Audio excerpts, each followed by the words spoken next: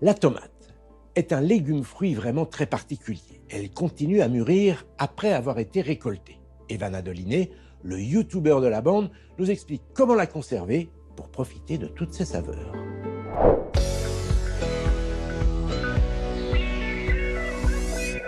Ah mince, où est-ce que j'ai mis mes tomates?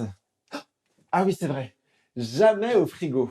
Eh oui, car les tomates sont des fruits climactériques, c'est-à-dire qu'elles dégagent de l'éthylène, un gaz qui agit sur leur maturation et sur celle des autres fruits à proximité.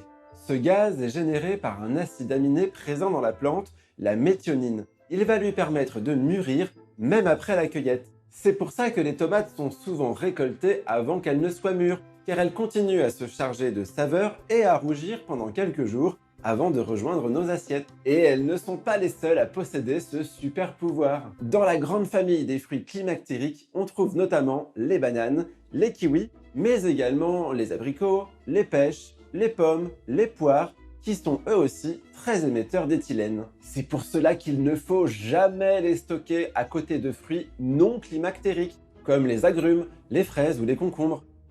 Mais alors, pourquoi ne faut-il pas stocker ces tomates au frigo? Parce que le froid stresse la tomate, et sous l'effet du stress, son processus de maturation va considérablement diminuer.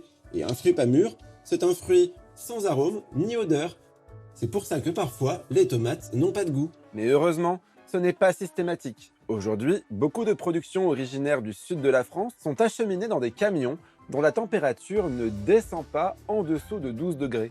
Ainsi, les tomates ne subissent pas cette altération. Une bonne tomate, c'est donc une tomate qui a été cueillie mûre ou presque mûre. Ensuite, il faut veiller à ne pas la conserver au réfrigérateur pour ne pas bloquer la production d'arômes et de saveurs. Et il vaut mieux la consommer dans les 2 ou 3 jours qui suivent. Pour pallier à ce problème, des scientifiques cherchent actuellement une variété de tomates résistante au froid. En attendant, soyez vigilants, mélangez des fruits climactériques avec ceux qui ne le sont pas, c'est le meilleur moyen pour les gaspiller. Ce serait dommage, la tomate, ça donne la banane. Merci Evan pour cette tomate cerise sur le gâteau.